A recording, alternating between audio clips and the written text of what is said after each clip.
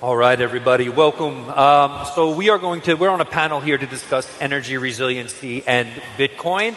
I think in just a moment, I don't know if it's possible for anybody who I was speaking with earlier to bring up the graphic for Craig's Geyser Fund. If not, maybe we could even do it at the end.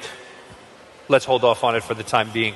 Anyway, welcome. So we have two gentlemen here with us. We have Paul Prager, CEO of TeraWulf, and Vishnu Pantankar, hope I pronounced that correctly, CTO of Kraken. And as I mentioned, we're here to talk about energy resiliency and Bitcoin. Just for people who might not be familiar with the term energy resiliency, I just want to quickly maybe have both of you define it, if that is okay. Sure. Energy resiliency is the ability of the system to withstand challenges and disruption, whether it's a natural disaster, power outage, cyber attack. The system still has to function. Similar, I think, and the other dimension I would say is can we get it at the lowest unit economics possible? So can it be resilient from an economic standpoint as well? Yep, understood. So my question to you, back to you, Vishnu, is, so I get why energy resiliency would obviously be important to something like a Bitcoin miner like TeraWulf, but for Kraken, why would energy resiliency be important? Yeah, it's, for us to support 24/7, the Bitcoin network itself is 24/7, and Kraken is a, on-rail, on-ramp to Bitcoin itself, so we have to match that. In order to have the best client experiences, we have to be 24/7, always on. So that's really the primary reason why that's important to us. From TeraWulf's perspective, we service the grid. We enable the grid operator. We have at our Lake Mariner site, which is a bit of a unicorn, we have located by hydro so that no energy is wasted, and we're able to sort of help balance the system. Understood. Speaking of the system, we are entering this age now of not just Bitcoin mining, but we have AI, which requires HPC or high power compute. The current system and its framework is not necessarily prepared for the amount of energy that will be required in the next 5 years or so. How do you think we start to meet these demands? I'll start with you, Paul. So I went on television on Friday and I talked about long-term, the U.S. has a strategic goal of nuclear power. And I got skewered by my shareholders and my management team because it wasn't a complete answer. The answer is that nuke power is, a great strategy to meet the demand for energy growth, but it's at least 10 years out. And gas-fired power plants are at least 4 years out. What TerraWolf is the answer for today. I mean, we have already, up to 750 to, a gig of power available, mostly green, right? 91% ESG in its orientation and genesis. And so we have the answer today. So it's great to talk about nuke from a long-term perspective to meet the energy demand, but let's remember the last time we started to build a nuke in the States was 2009. I think that project went into, first stage commercial ops was 2023, about 8 years behind schedule, and 100% over budget. So I kind of like focusing where TeraWulf is today, exceptional site, green power, and the capability to meet the demand, whether it's Bitcoin mining or the hyperscaler. Appreciate that. I want to put a pin in that idea of nuclear, which we're going to come back to in just a moment. But just your thoughts too, Vishnu, thoughts on how we're going to meet this increasing demand. There's so much, complementary work happening between the blockchain itself, Bitcoin, and then AI. So the ethos itself of compute, right? When you actually look at a hashing operation, there's matrix multiplication involved. So GPUs, NVIDIA GPUs that were used, let's say the previous generation, that's where a lot of miners used to use that. Nowadays, if you look from an AI standpoint, of course, it's the new Blackwell generation, but computationally, it's the same processing that happens, right? It's a larger scale. So both from a model training as well as Bitcoin mining, so just from a computer science kind of fundamental standpoint, there's so much similarity there. The other thing I'll say is just from an energy standpoint, I think it's complementary. Like many years ago, I was at Amazon, and the way AWS was founded was actually based on downtime that retail has. So it was complementary in that sense. So whenever there was downtime, that was how AWS, the idea was born.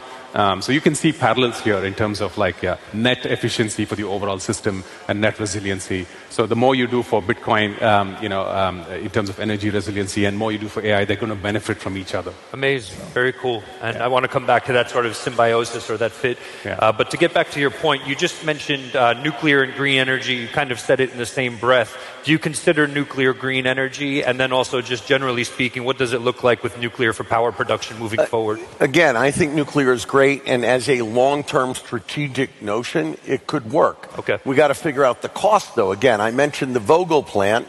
It's at $30 billion coming in, and 2024 is supposed to be the year that the fourth unit comes online.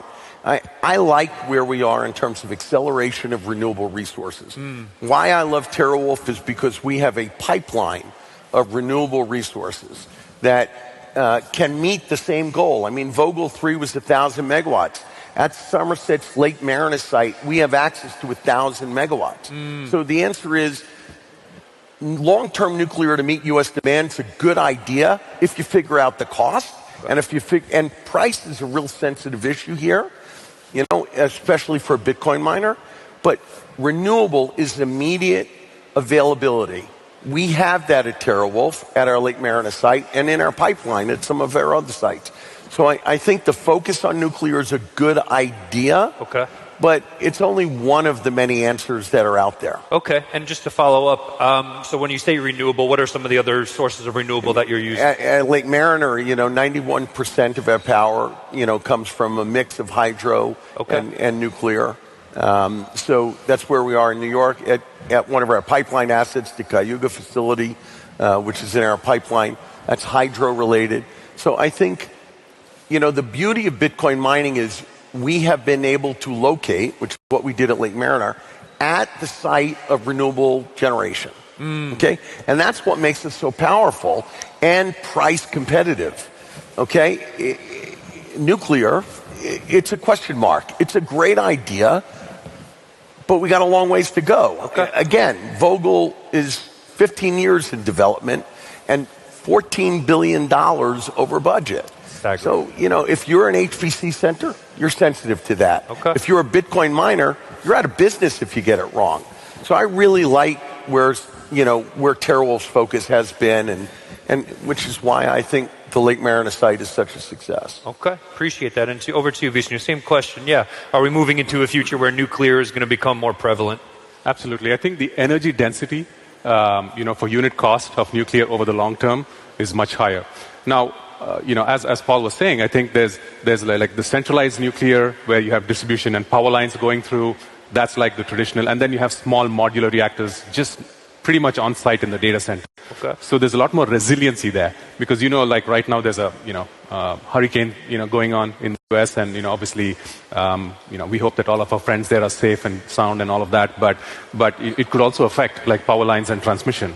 Even from traditional nuclear. So the small modular reactors, which are self-contained, they have different cooling technology that the older ones don't have.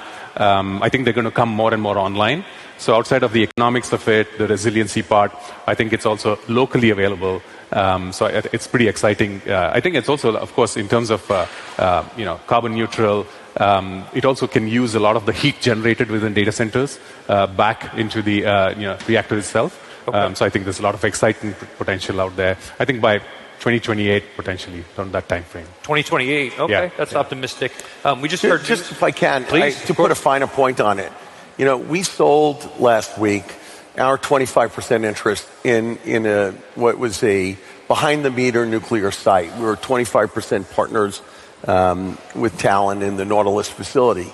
And, the market hasn't reacted well, but I don't think the market's fully digested the deal yet. At the end of the day, we got a great, multiple on our investment, and we were a 25% partner where we had a 75% partner that wanted to get out. But that wasn't the reason why we did it. We did it to maximize the return to shareholders. Yep. We were able to get out of a 50-megawatt site where our annual operating costs were $6 million, and double down, triple down, quadruple down at Lake Mariner, where for 250 megawatts, it's the same $6 million operating cost. Okay. So our focus has been, where can we go to have the lower operating costs stay focused on the ESG component or the renewable genesis, the answer isn't necessarily nuclear. Okay. And from TeraWulf's perspective, it was a way to refresh our fleet, like our Bitcoin mining fleet now. We're still on target for 13 exahash. We're at 18.2 joules per terahash now. So we were able to recycle that money to prepare to recycle our fleet, plus be fully funded for our first HPC AI building, which we call High Power Compute AI building, which we called CB1. Okay. So we're sort of customer ready, if you will, for that, and we're still on track to announce the customer for that soon. Okay. But I'm trying to say, I don't think the answer is just nuclear. Okay, fair enough. I want to kick this one to you then, Vishnu. So you said 2028, but we also just saw Microsoft just did a deal with, I believe it's Constellation Energy, to restart facilities, nuclear facilities on 3 Mile Island. Given that you seem to be slightly more bullish on nuclear, not that you're not, but do you think that this sets in motion a chain of events like it? Do you think there's going to be more of these sorts of announcements being made, especially by major companies like Microsoft? Absolutely. So you might have seen in the news, it's not just Microsoft, but Amazon. I think they're going to restart another plant in Pennsylvania. And then you also, I think Google yesterday announced that. So I think it's moving in that direction. Yep. And also like some of your other, data center providers like Equinix, the Canadian Pension Fund announced like a $15 billion investment. Oh, wow. How are they going to get those gigawatts? Like, it's not going to be that easy. So unless you have from wind and, other, renewable sources, you can do it, but how do you store it overnight? How do you make sure it's consistent and reliable? Right. So of course, there's going to be innovation in battery technology, but I think, until nuclear comes on board, I think there's going to be a lot of innovation. And like sometimes even in the nighttime, you have water pumped upstream, and then you can, do hydro on the way downstream. So there's a lot of, I think, innovative potential, to even in solar and all that. Super interesting. I would tell you, listen, the foundation of TeraWolf is energy infrastructure. That's what we've done in our previous lives for 25 years. So our focus, and we started off with Bitcoin mining, was to help balance the grid, focus on renewable energy, have the lowest possible operating cost, be transparent about it, right, and mine Bitcoin. What we did when we sold out of Nautilus is we refocused our business so that we could refresh our fleet, get down to the lowest, most efficient operating cost for Bitcoin mining, and still allow us to sort of ready to pivot for the next 250 megawatts to HPC AI. A nuke's not coming online for another 10, 15 years, and I would argue further behind the meter deals in nuclear power are going to be pretty tough in the States.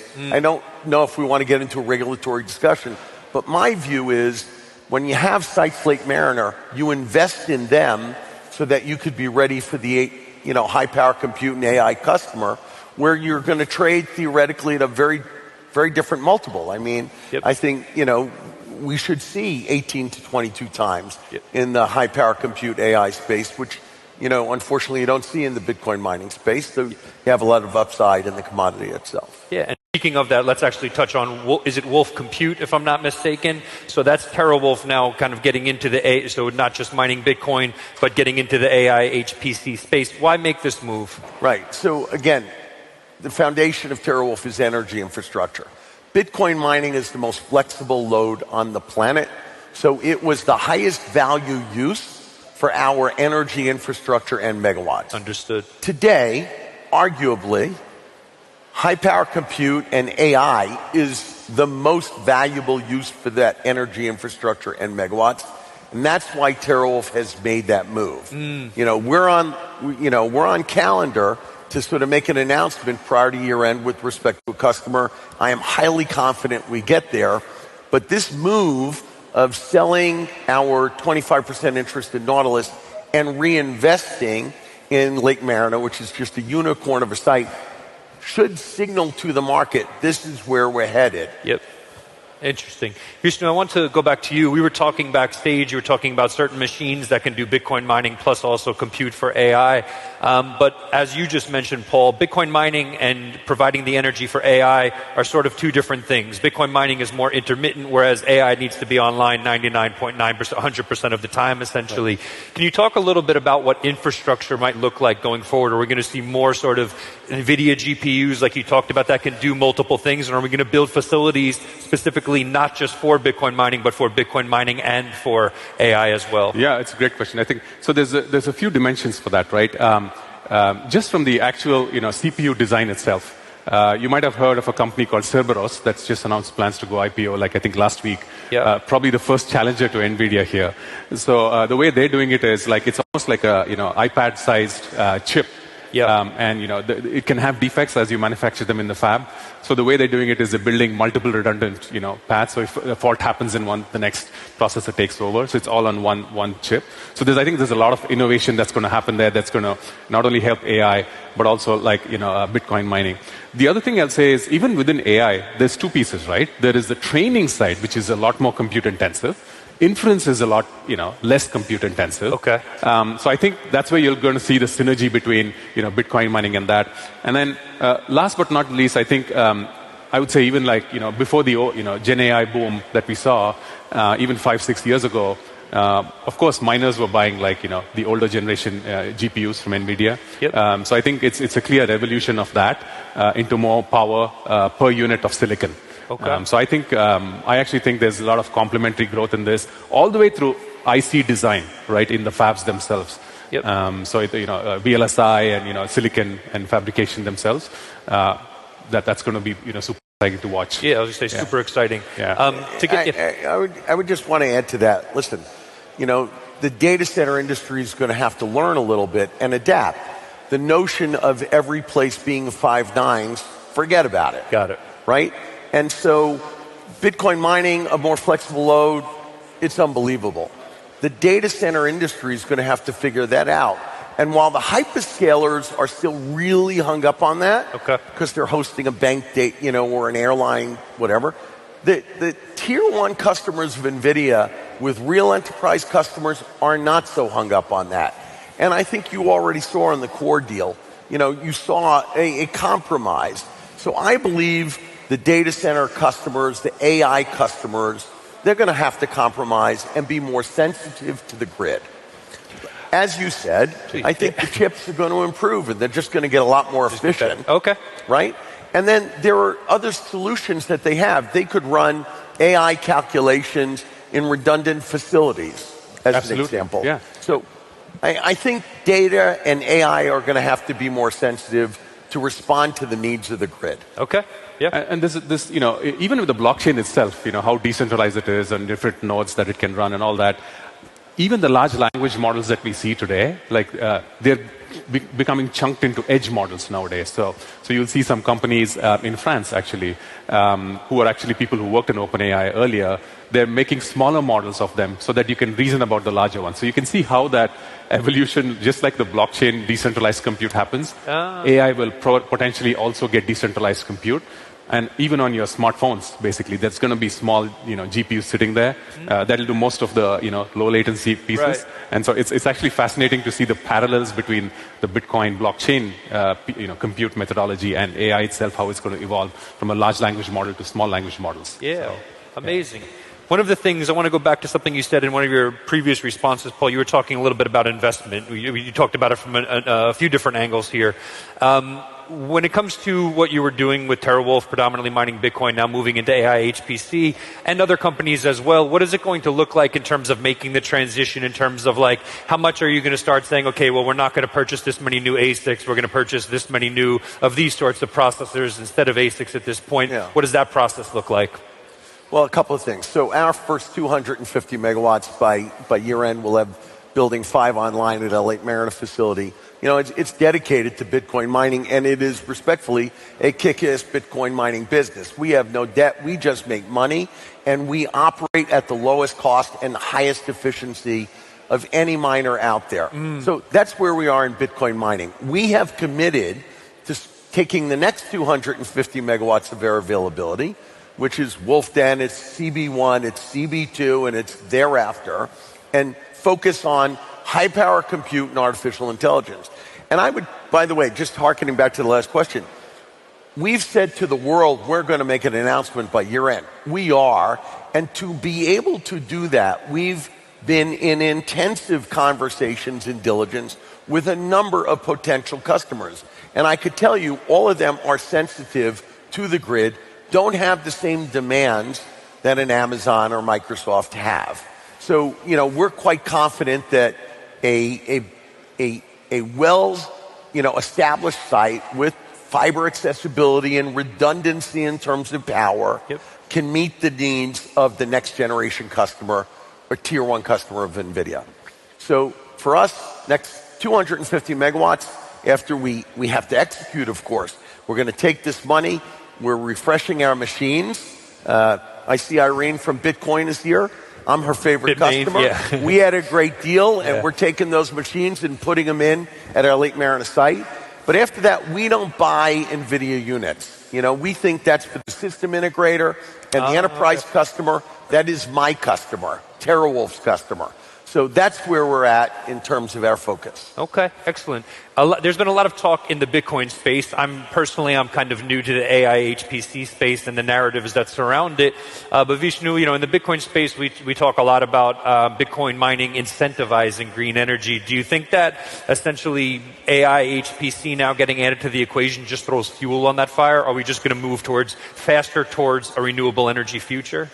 I think you're going to see a balance of the both. I think there's going to be, again, the economics matter finally. So wherever the economics and the efficiency is there per unit, of compute, I think that's how you're going to see it evolve. Okay. But I think whether it's like a centralized Bitcoin mining, decentralized grid computing, again, a lot of it is going to depend on the chipsets, that NVIDIA and Cerberus and these newer companies, challengers, come up and invent. Yes. And the protocols on top of it.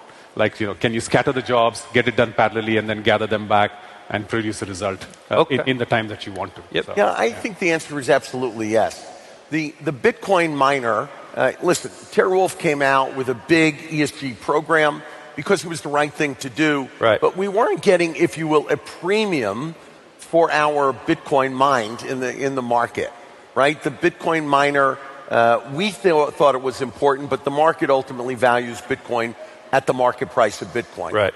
For the high power compute and AI customers of TeraWulf, they are very sophisticated, great balance sheet companies, right? And they have a strong drive to being ESG sensitive. It's one of their mandated policies. They all want to get there by 2030. So I think it will incentivize additional generation, likely through the acceleration of renewables, or through very, very efficient gas plants. But even that, I think it takes 4 years to sort of permit a gas plant in the States. So TeraWulf is, I think, in a very good position because, again, we're 91%, our power is generated by green. And we have the available power. I mean, megawatts 250 to 500 are ready to roll today, and it won't be long after that we get up to 1,000. So I'm very excited about the future for us and the customers' appreciation of ESG orientation. Appreciate that. It's a good bullish note to end on. There's one thing I want to try to do. I can't see what all of you are seeing, but I'm just going to try to have this QR code that we have on the screen up here. Is there any way to share this? I don't mean to cut this conversation short because I very much enjoyed this, and we'll have just a closing remark in a second. But I wanted to point out something. I wasn't supposed to be the moderator for this panel. A gentleman named Craig Deutsch was supposed to be, and he's also one of the organizers for programming for this event. Unfortunately, Craig lives in Asheville, North Carolina right now, which was sort of referenced a little bit toward the extreme weather that we're seeing right now and the importance of energy resiliency as a result. So he has a geyser fund right now. Luckily, Craig's house is okay. That's Craig there. I'm not Craig if anyone was confused. But unfortunately, he couldn't even make it here after helping to put this event on. So I just very quickly before here, if anybody has a Lightning wallet or if anybody would like to donate to Craig to help support not only him, but his community right now. Basically, the community has been decimated by this flooding. We would greatly help. If you want to do that, you can simply scan that QR code. And in the meantime, please feel free to do that on your own. And again, it's a Lightning QR code, so please don't try to send a base chain transaction. But on that note, we have 1 minute and 30 seconds here. I want to just wrap it up. I just want to end on maybe something we didn't touch on, a final thought that you'd like to share with the audience. Yeah, I think I'm just the intersection of the Bitcoin and AI. I think that's going to define, a lot of what's going to happen in the next few years. Full stack. And full stack, I mean hardware, software, innovation, as well as energy. Yep. So that's what I would like to say. Sounds good to me. Yeah, Paul, final thoughts? I think the world begins and ends on energy infrastructure, right? If you have it right, you have it right. Yep. So I like TeraWulf's position right now, focused on low cost, efficient energy use that's 91% green. And we're going to roll from there. We're going to preserve our Bitcoin mining business, continue to optimize it, and make sure we are leading edge in terms of efficiency. And we're going to take the next 250 megawatts dedicated to high power compute and AI, and hopefully, see the real market returns on that investment for our shareholders. All right. Well, thank you both for your time here. Thank you so much for joining us. Please give these two gentlemen a round of applause. And thank you guys, everyone, for listening. We appreciate it. We're going to keep it rolling. Nice to meet you. Thank you. It was really good. Yeah. Great.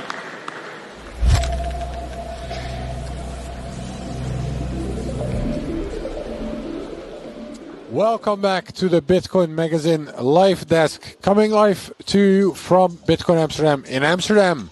My name is Araf Wirm. I'm the editor-in-chief of Bitcoin Magazine, and I'm joined by premier Bitcoin Core developer George Provost. I don't know about premier, but definitely Bitcoin Core developer. And ecosystem lead at Arc Labs, Alex Bergeron. What's up, everyone?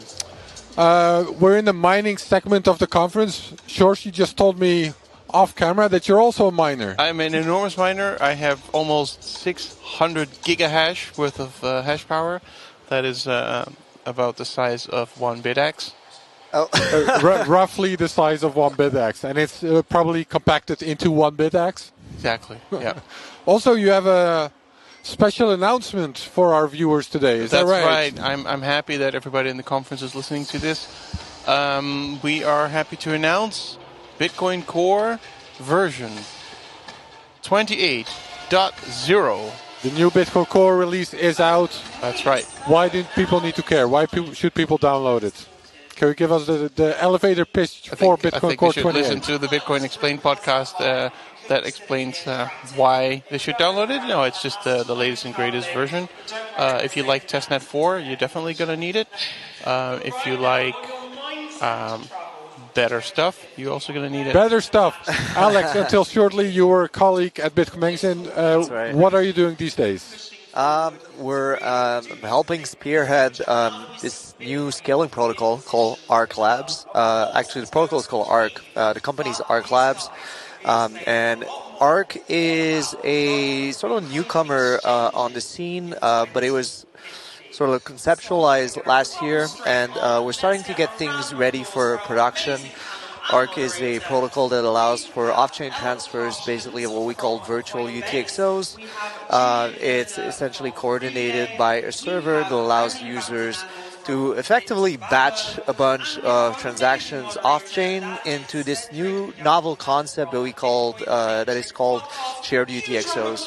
And so we're pretty stoked about how things are coming along. I think we'll be able to have people try it out and work with the protocol soon enough. All right. Thanks, Alex. Thanks, George.